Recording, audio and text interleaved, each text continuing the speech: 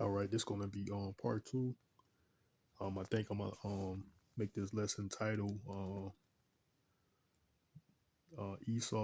Esau creates Jake images, or the image of Jake, you know, something like that. That Esau creates Jake images, or the image of Jake. Uh Esau created the image of Jake, or something like that. So yeah, the term Mammy was getting back to this article. It says the term Mammy was oriented oriented to the world in the 1927 film, the 1927 film, The Jazz Singing, starring Al Jolson. In the final scene of the movie, Jolson sings a song, My Mammy, while in blackface, which entered the term into the world's vernacular.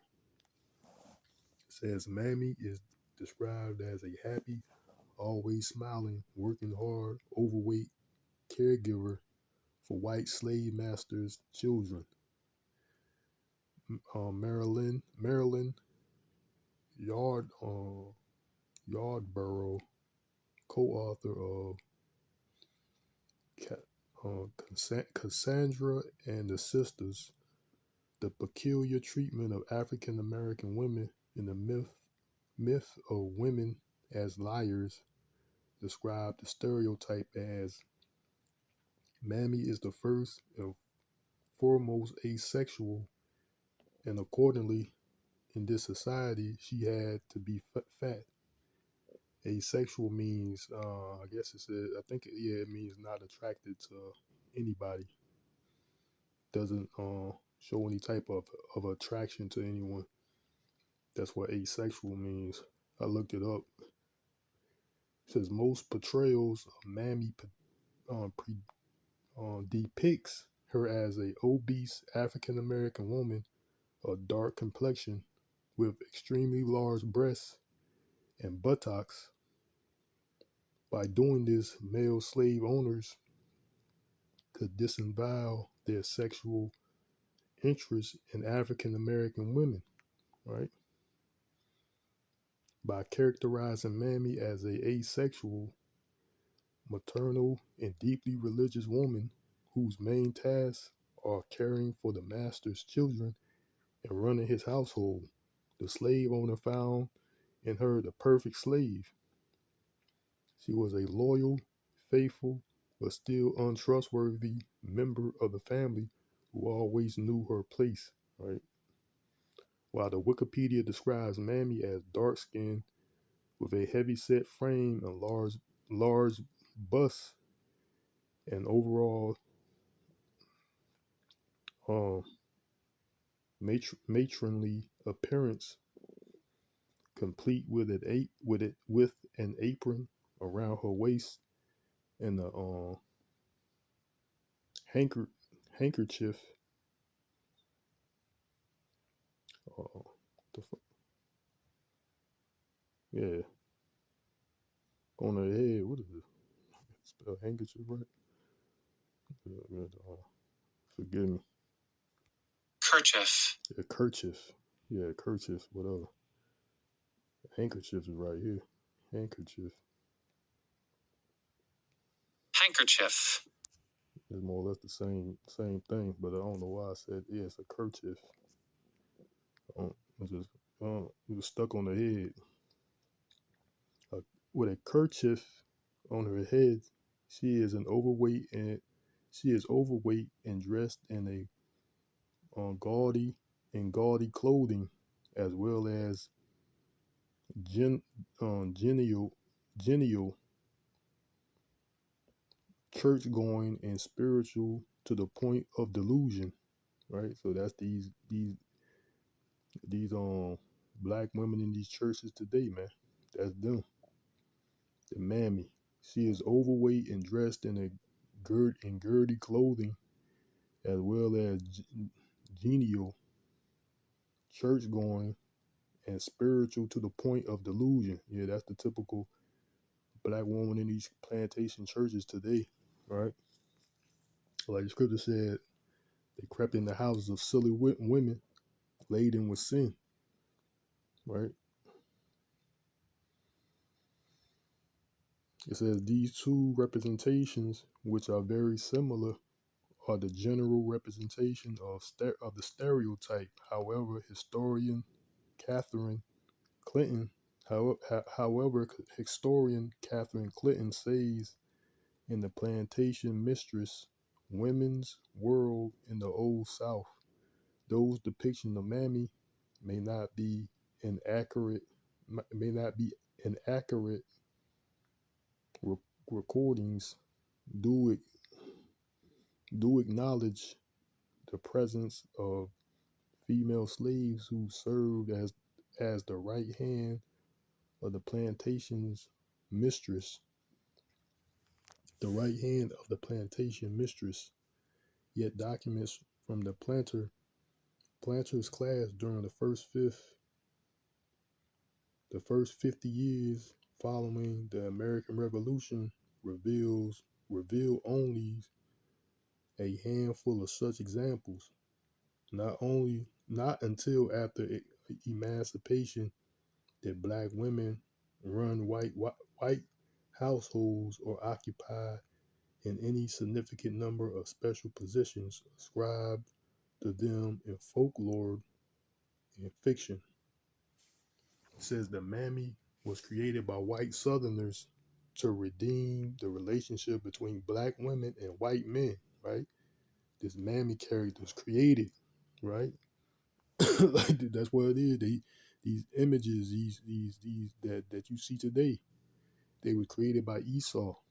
The the Mammy was created by white Southerners to redeem the relationship between black women and white men within slave society in response to the anti-slavery attack from the North during the antebellum period. In the primary records from before the Civil War, hard evidence for its existence simply does not appear, right? It says, with all of that said, the Mammy character in the film is represented by the stereotypical description given by Yardborough and Wikipedia. In the class film Gone with the Wind, the Mammy was played by the Academy Award winning actress Hattie McDaniel. It says McDaniel character was not known for her beauty or intelligence, but rather for rearing children, cooking, cleaning, and being accessible to to her master. A classic representation of the stereotype and the likely reason why McDaniel won the Oscar for Best Supporting Actress. Right here, you know your place. You get a reward for that, just like that, just like this guy right here, right? Where is it at? This guy right here, Lincoln Perry, right? He was the first millionaire, and he got the leading role, the first African American to get some type of big role in Hollywood by being some step and fetch it coon, bald head ass nigga, man. Step and fetch it coon. Saying you know your role, yeah, you gonna get awarded. You get rewarded. Yeah, this is your role, right? Um, and the likely reason why McDaniel won the Oscar for Best Supporting Actress, she knew her role, right? Look, you just said it. She knew her role and played her role to the supreme pleasure of the overseeing voters, right? The overseeing voters, who Esau, in an unrelated sign of the times Sided in the Times side note, McDaniel was not permitted to attend the award ceremony due to the color of her skin. Yeah, but she wasn't. She couldn't attend because of her skin color. But the she won the Oscar Best Supporting Actress. That's crazy, and that's Esau for you. Soon after the release of Gone with the Wind came Imitation of Life. Imitation of Life. Louise Beaver's Mammy character, uh, ep, ep, epitomatized, what the fuck? Epitomized, epitomized the stereotype. How the fuck I say that wrong? Salakia. The character epitomized the stereotype. Beaver's character loves and cares for her white family's children so much she forgets to tend to her own daughter's needs. Yeah, the typical black woman. Yeah, along with doing whatever her family tells her to do. Beaver signs away the rights to her famous pancake mix, making the white family rich while she lives the life of a pauper in the basement of the family's home. Right, pauper means a poor person,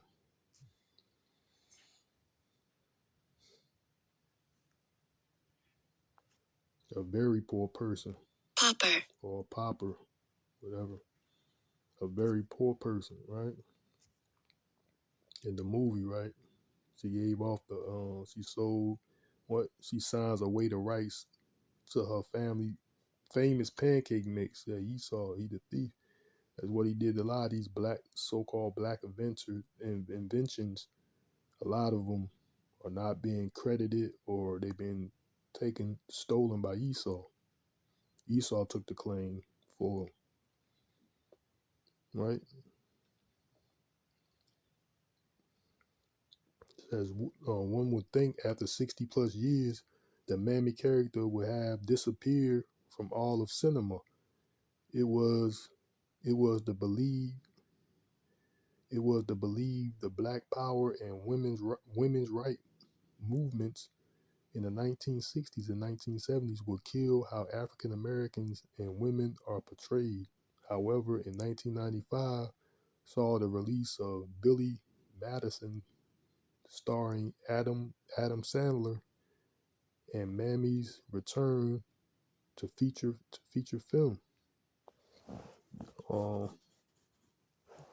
Darissa um, Merritt, Darissa Merritt played Mammy, or Ju- Juana, the overweight, jolly, unattractive maid in Sandler's character's family. From her big big laugh to her over the top singing to her willingness to do whatever needed to please the family beyond the duties of a maid, the Mammy was back in play, but audiences did not notice it. Right, they ain't notice it. Washington Post film critics Rita Kempley stated Moretta's role was shamelessly patterned on Miss Scarlett's Mammy from Gone with the Wind. Why would the character be placed in the mid-90s movie? The racial intensity was was striking, yet went mostly unspoken. Says a movie that did not spark some controversy was 2003's Bringing Down the House, starring Queen Latifah and Steve Martin. In this film, Latifah played an ex-con who blackmails Martin and hides out in his home. While she is there, Latifah acts like the 21st century Mammy. She cooks, cleans, and raises the children while using her hip hop style and slang. Trying to modernize, put a twist to it. They put a twist to it, the Mammy, but like, they try to make it cool. Yeah, Esau, man. They try to make the Mammy cool, the Mammy character cool with Queen Latifah, right? A hip hop twist to it. Shit crazy. Latifah New Age Mammy wears bright, tight clothing, hair weaves, whatever. When she bright, tight clothing, hair weaves, whatever. When she first meets Martin, she is dressed like the stereotypical Mammy caricature, right? Yes, her character is a far cry from Hattie Mc Hattie Hattie McDaniel, but as the times change, so do styles, right? So they just change up the style. They just twist it, tweak it according to the fashions of the day, right? But apparently not African American stereotypes in films, right? Yeah, the stereotypes are still there, but they just change the style, give them a more modern day style. Yeah, you saw clever, man. Says Merriam-Webster's dictionary defines the term brute as a characteristic of an animal in quality, action, or instinct. In early film, brute was used to define African American male actors who show animal-like force, rage, or sexual hunger. Dr. Pilgrim describes a brute as an innately savage, animalistic, destructive, and criminal, deserving punishment, maybe death. This brute is a fiend, a sociopath, an antisocial menace. Black brutes are depicted as heinous, terrifying predators who target helpless victims, especially white women, right? In the time of slavery, males were not given a name or alias that indicates strength because it would elicit unwelcome fear among slave owners. Instead, after the slaves were emancipated, the white men openly called African Americans brutes and claimed because of the rage they held inside during slavery, anger and lustful hunger would be unleashed upon white women and white people across the country. Goddamn devil. That's what these devils do. They already got something predetermined. Well, you gonna do something to me. Now you a problem because I think because of the way that I treated you, now you're gonna become enraged and enact vengeance on me. Just like they doing these fucking Middle Eastern motherfuckers, man, then labeling them Teists. They go over there, brutalize these people, merciless, kill these people. Now, these people might look for vengeance or whatever. Maybe an assumption that Esau gonna label them, give them some type of label, and make them seem like they are the issue. But the whole issue is him, man. There's these devils, man. That's their tactic. That's the devil's tactic. Esau is the devil, man. He is the devil, man. Like you said, because of what? But to go back and read that again, it says instead after the slaves were emancipated, the white men openly called African Americans brutes and claimed because of the rage they held inside during slavery, angry and angry and lustful hunger would be unleashed upon white women and white people across the country. Right? That's why they call them brute. that deserve what to be put, might, like they said, deserving punishment and maybe death. So that's what you deserve because you're a threat. Shit crazy, ain't it, man? It says writer Thomas Nelson Page. Thomas Nelson Page in the man created uh quadriloquically coined the term brute in his book Red Rock. A black politician is charged with raping a white woman, showing his thirst for the pure race and his lust of sex empowerment over a weaker sex. The character was later lynched for committing a crime. Look at that. Shit crazy. Some fiction shit. Some goddamn fictional book. You know what I'm saying? Shit goddamn crazy, man. That's what you all want to do. So I can be justified.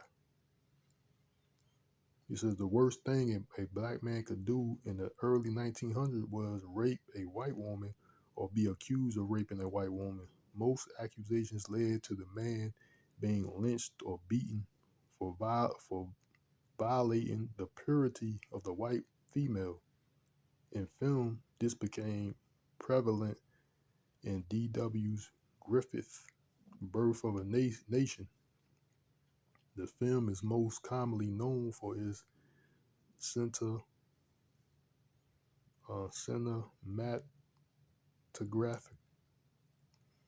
I don't know, I need to pronounce this right. Cinematography. Cinematography and usage of cutaways and wide angle moving shots, but it is also known for its famous or infamous rape scene. The rape scene contains no sex or even physical touching between the black man and the white woman. The scene begins with the black man looking at the white woman from behind a tree as she puts clothes on the line to dry. The white woman doesn't notice him at first.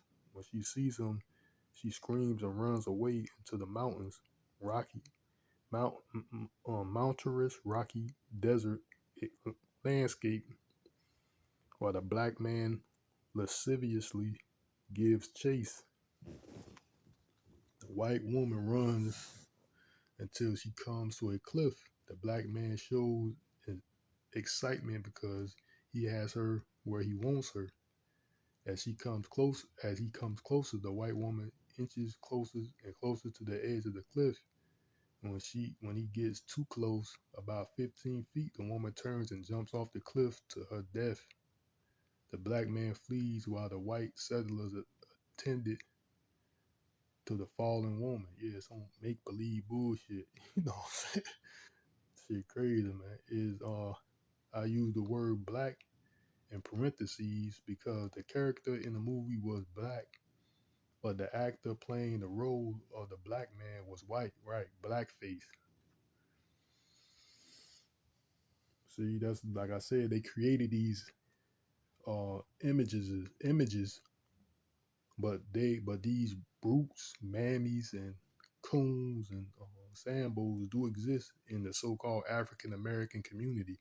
That goes along with the rest of the tribes, right? Because Esau depicted this on film and saying this is how you're supposed to be, this is how you're supposed to behave, and this is acceptable, right?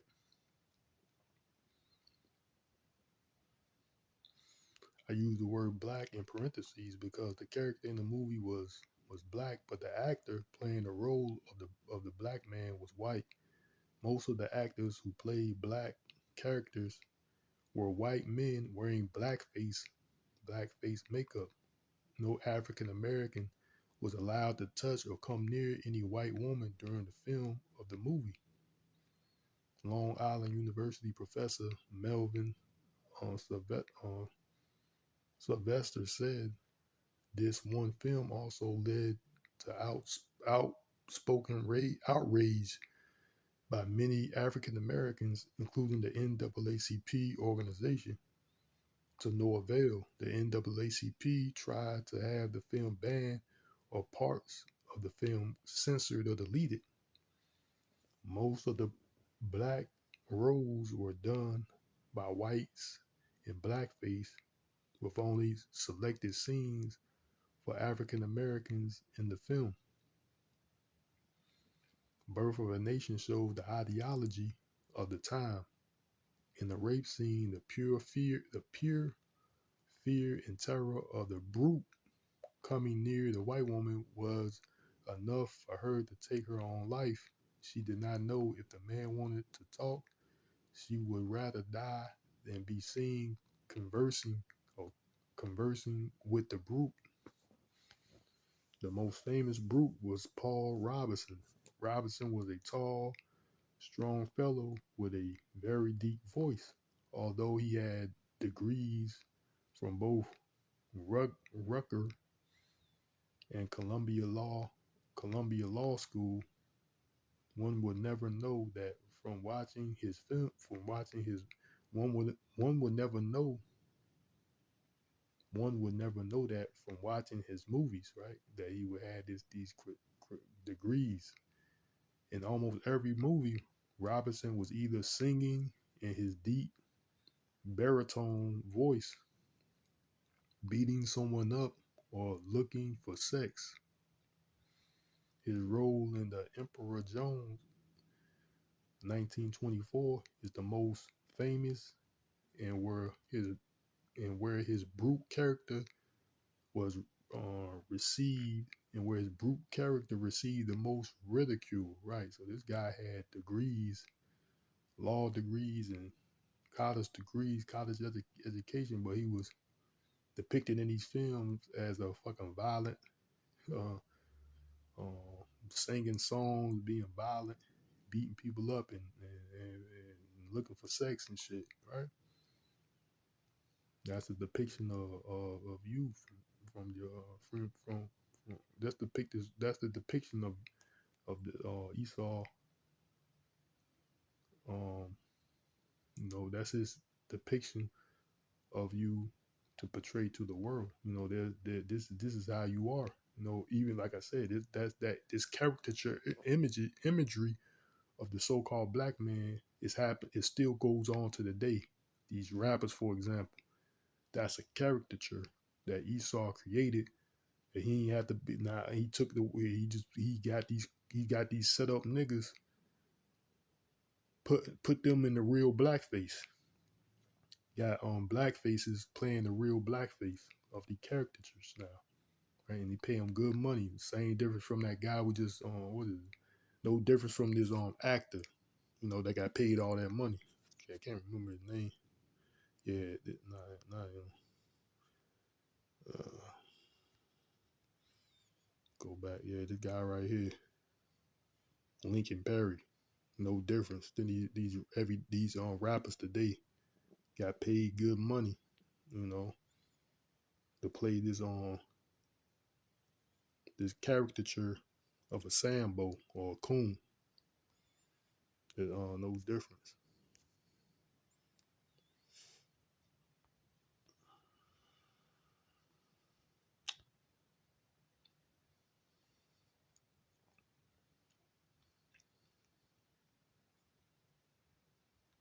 Let's see. In The Emperor Jones, Robinson played Brutus Jones, a man who is on the run after he kills a man, flees to the West Indies, West Indies, West Indi- India, West India island, a West Indian island, and crowns himself emperor.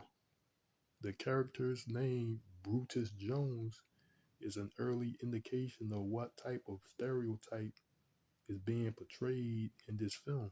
Like all brutes, the character kills, attack, and lusts over women. In the end, the brute is killed after a white trader convinced the emperor's subjects to rebel. Right. So in the end, the brute is killed after a white traitor convinces the emperor's subject to rebel. Look at that. I guess it's the slave, the white man that was the slave in the movie, rebelled against his master and killed him. Right? Funny, and to show that the subjects did not believe Robinson's character was human, they believed they could only kill him with a silver bullet. The movie also contains other African American stereotypes, such as the Coon, the Tom, and the Pickaninny. Right? It says although the film was a success and was revived several times, it was another step backwards for African Americans. What is more puzzling? What is more puzzling? Why did Paul Robinson take only? Why did Robinson take so many roles as the brute?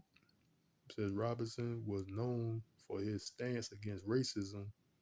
He even quit his job as a lawyer because the white secretary would not take dictation from any African American. To this day, despite his success as an athlete and lawyer, people do not know why Robinson did not stand up against the majority as he did with Senator McCarthy and refused to act in films where African Americans were made to look less than human, right? He probably was paid off, man. Of course, Esau got you know, these dainties, these perks and things like these black so-called black leaders today. Same difference. He doing shit behind the scenes, got these little perks. You work for me. You can live a life in quietness and comfort. Who knows?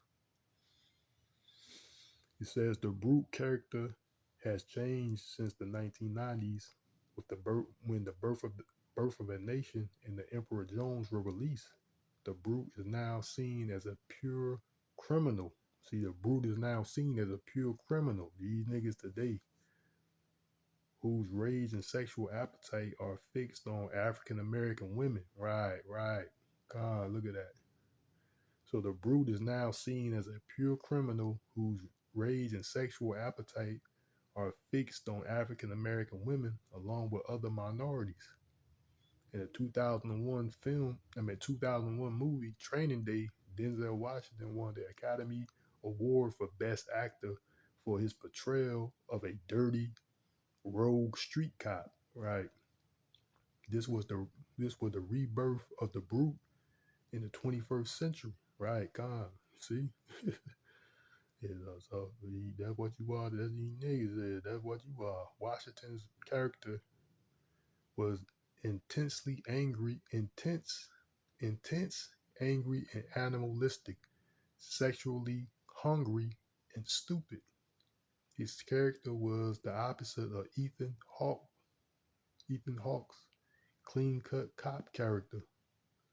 The movie made it seem like black was evil and white was good. God. Which in actuality it is. Black is wicked and white is good, but according to race, nah, Esau is the wicked. According to nationality, Esau is the wicked. Jake just doing wickedly, right? It says the movie made it seem like black was evil and white was good, much like the feeling taken away after watching Birth of a Nation. The racial divide had been made, and one of the world's best actors,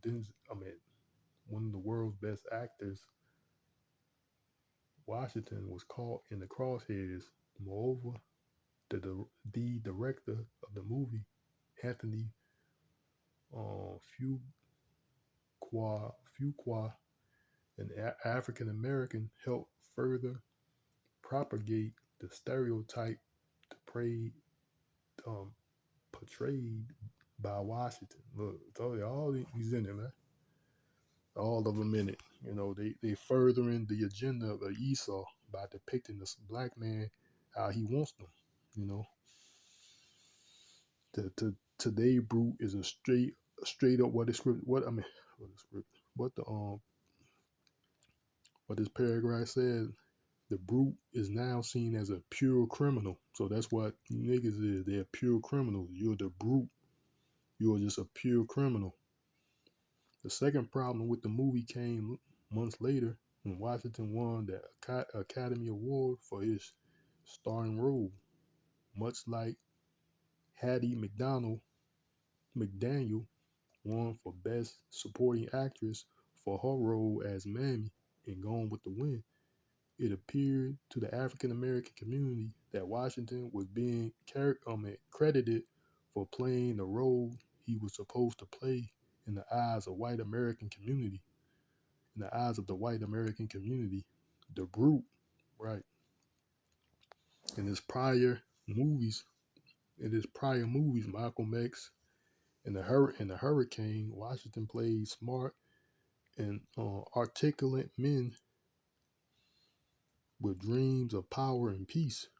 Arguably, Washington's role as Malcolm X was his best, but the 62-year-old actor does not believe race played a role in his Oscar losses or his win. I don't put too much in. I don't put too much into that. The year I was up for Malcolm X, Ali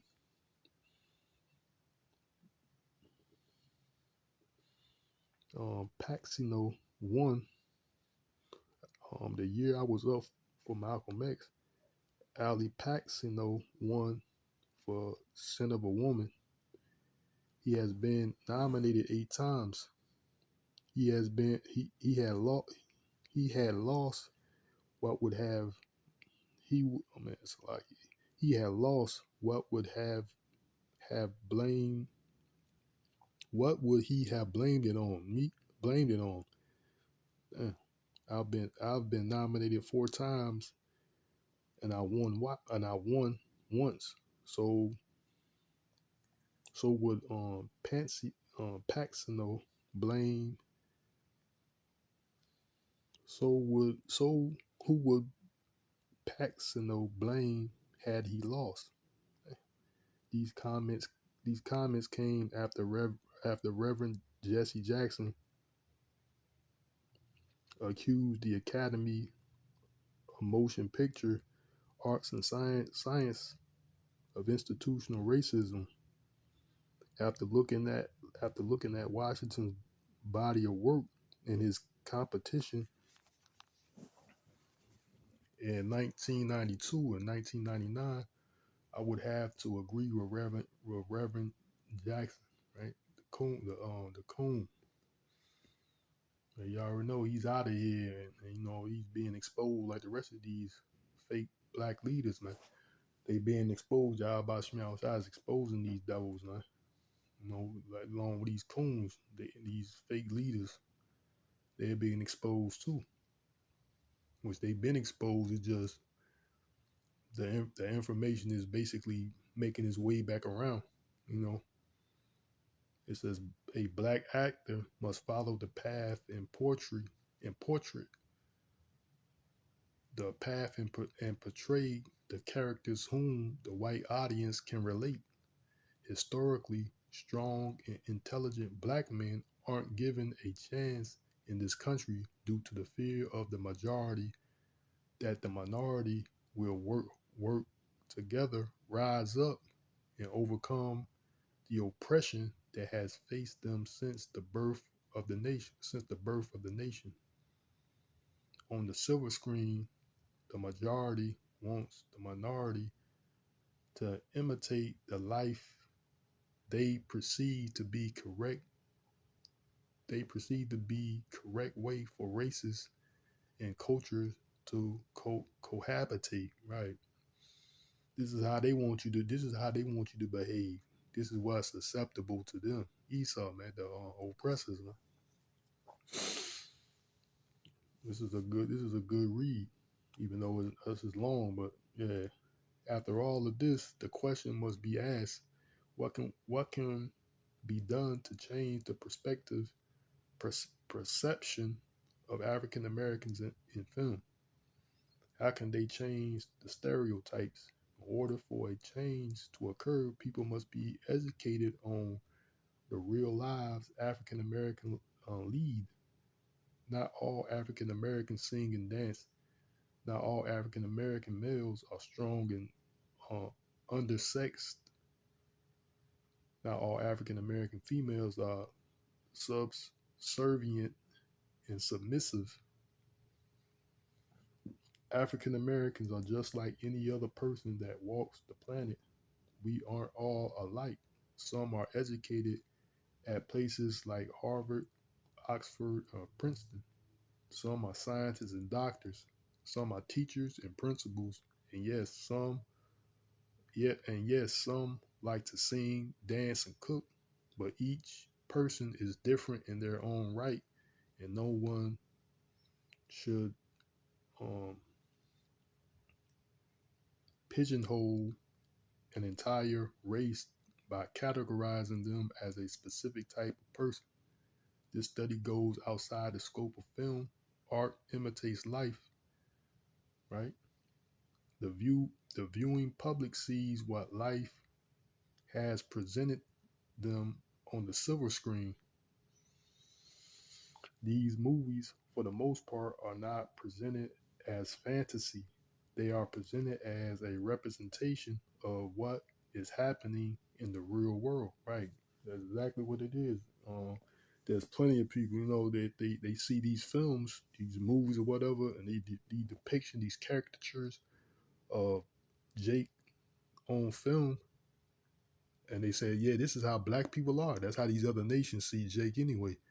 Whatever Esau depicts on these films, Ox said it. They had an encounter with a heathen, and they say, yeah, that whatever they see on film, they think is true. So whatever they see Jake is on film, that's what they think Jake is, man, over here in America. All of them, all like that, right? Says African American actors and actresses are also to blame for the continuing to play the stereotypical roles offered in today's motion pictures. These actors have the choice to take a stance and not take the roles that will demean and disgrace an entire race. The actors and the actresses are just as responsible as the screenwriter, producer, executive producer, and director. Says the actor and actress are the mouthpiece of the motion pictures hierarchy. If an actor or actress refuses to take the role because it makes fun of or can be seen as making light of a specific role, a specific race in terms of stereotypical characteristics, it will only cause the production houses to become more creative and work harder to remove the stereotypes. It says a prime example of actresses taking charge and turning down demeaning roles. The 2001 film Monsters Ball, starring Halle Berry, who won the Oscar for Best Actress for her role, was originally turned down by Angelina Angela, Angela Bassett, many other African American actresses because they felt the film did not portray the African American female in the best light, right? A fucking whore, right? But Halle, she won it, right? I guess they're gonna go on and tell you. Bassett told Newsweek, "I wasn't going to be a prostitute on film, right? I couldn't do I couldn't do that because it's such a stereotype about black women and sexuality." In a July 7th, 2001 article, U.S. Today op-ed writer Dwayne Wickham said the movie is a leering, fanciful, I'm not saying that correct, fanciful look at interracial sex from a white perspective. It highlight is the union between a grunting, groaning, lust-filled, beautiful black woman and an unsuspecting white guy on whom she throws herself. Yeah, that's what it is. Trying to act like these fucking Edomites on film is no. He's trying to act like they fucking innocent or they don't. Man, Esau is fucking wicked, man. He's the fucking devil, the deceiver. He be betraying himself on these films like he's harmed a lot of them anyway. Like he don't he's not the aggressor when it comes to these women. These women be throwing themselves at him and all this BS. A bunch of fucking BS, man. You know. It says Wickham goes on to say, in the eyes of too many Hollywood filmmakers, white people make sensual love while black folks have crude sex. It says art imitates life. Hollywood holds the paintbrush and owns the a seal. If I'm saying that correct, I'm saying that correctly. So I'm gonna look this up. Easel. The easel, a self-supporting wooden frame for holding an artist's work while it's being painted or drawn. An easel. All right, you know what an easel is. The paintbrush and its own easel. It says movies leave in indelible impressions on everyone, especially young minds. Hip hop artists, there it is. Hip hop artist Jay-Z stated on his album American Gangster, Scarface, the movie did more than Scarface the rapper to me, right? To Scarface the movie did more than Scarface the rapper to me. That is more to blame. That is more to blame for everything that has happened to me. Those words ring true when you see African Americans taking roles where their characters degrade and disparage the people they are supposed to represent, right?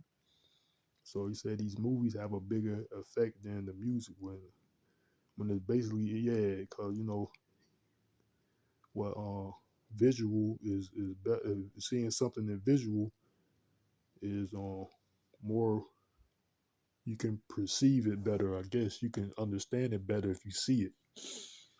I forgot what type of learning is that. Like hands on, basically seeing it. You can understand it better than it's the easiest way to understand something or perceive something. Yeah, so you see Esau got these depictions, man, these caricatures from Mammy, these thugs today that originated from the brute is a all out basically pure criminal, Jake today, and the image of Jake is created by Esau, and these caricatures that Mammy, Brute, Sambo, Coon, they still go on today, man. And these was images that Esau created. So yeah, just like the rap, like right here, you see these images of the rappers where they're at. You see them here, a lot of these rappers where they're Negroes. These are caricatures, man. These are brutes, the modern day brutes, basically pure criminals. These images that Esau created for our people. You know, the music and all that. These pure brutes. You know, these are caricatures that Esau created. But who controlled the music industry, man? You know, just a little brief. It says the music industry, the music industry, it is still a white boys club, right? So these are all the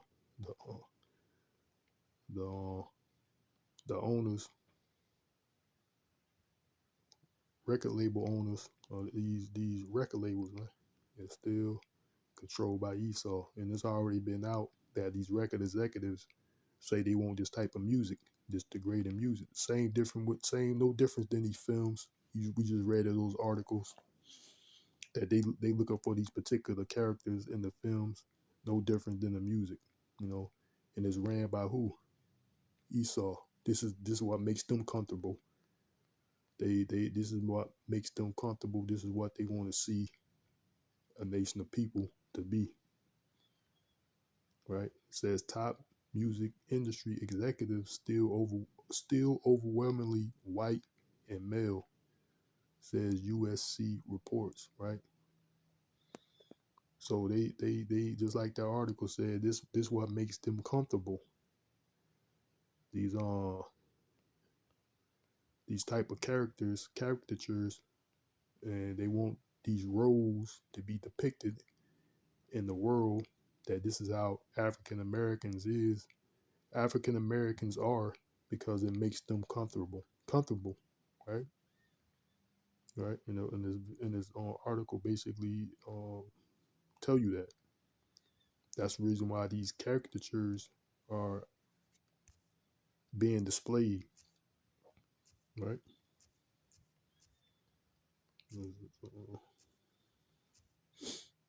But we know, you know, I'm gonna just bring this precept out. You know, I seen a brother had it. This is on Proverbs 20:1. It says that wine is a mocker, right? So basically, the philosophy of Esau, these depictions, is that's the wine is a mocker. Strong drink is raging, and whosoever is deceived thereby is not wise, right? So you're being deceived by these images that Esau portrays, and you're living these lies of these images that he got out there, right? So you're being deceived by it because you're not wise. The scripture says, my people are foolish for the lack of knowledge, right? So we are made in the image of Yahawah, bahasham, Yahawahshi, the children of Israel, you know, meaning we are supposed to act like Yahawah, bahasham, Yahawahshi, according to his law, statutes, and commandments, want us to act, not according to these depictions or caricatures that Esau has out there, you know. So it says, going back to Proverbs 21, it says, wine is a mocker, right? So who's going this word mocker, right?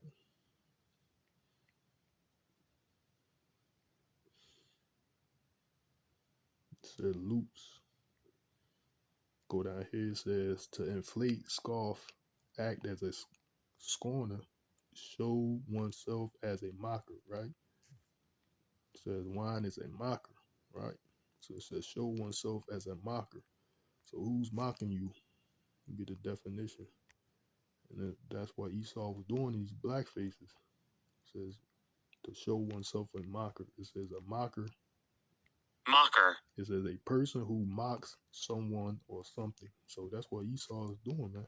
He's mocking you, you know. So by these images that you see right here, Esau's mocking you because he said this is how you are, you know.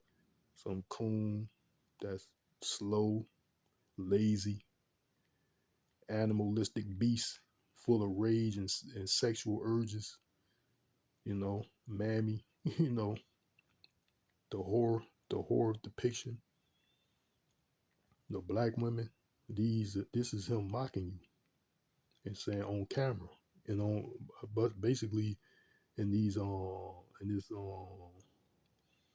in in the um, atmosphere, you know, because this is how he portrays you. This is how he's feel comfortable if you are portrayed like he's trying to portray you. Because remember, these images was created by blackface, meaning what? So-called white men dressing up as blackface, as you see here. This guy, Al Jolson, I think is his name, Al Jolson. Yeah, Al Jolson, right? It was so-called white man portraying black people on camera. The Coon, right? The Brute, right? They was white men in blackface saying this is how black people are, right? So now you become a mocker, following behind. He's mocking you, right? By having you portray these fake images that he put out there. Now that's what you are. Because like I said, these this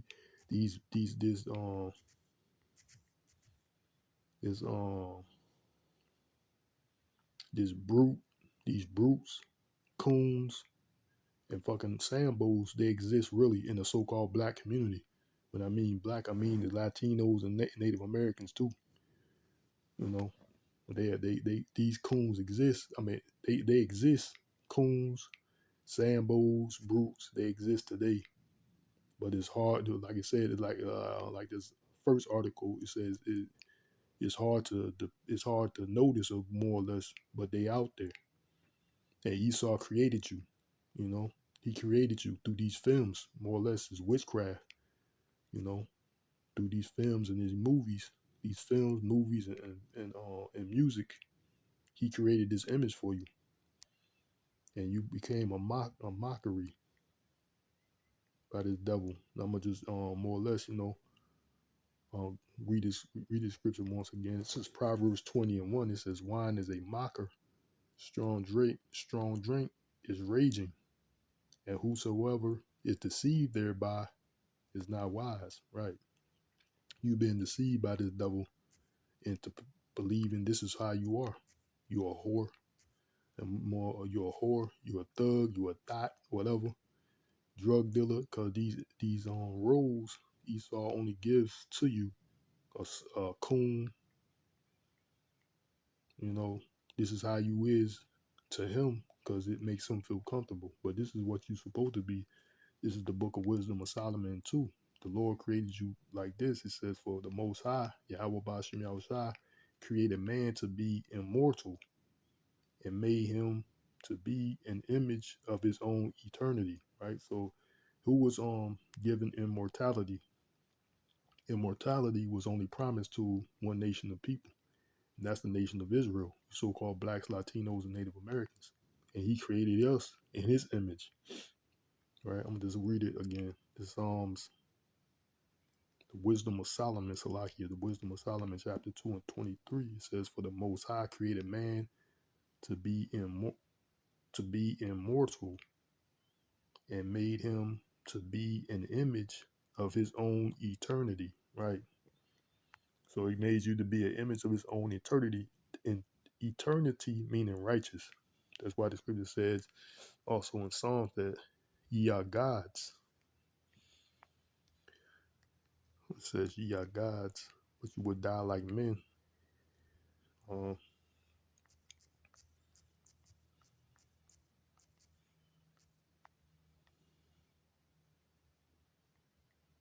it's in Psalms. The book of Psalms 82 and 6, it says, I have said ye are gods, and all of you are the children of the Most High, right?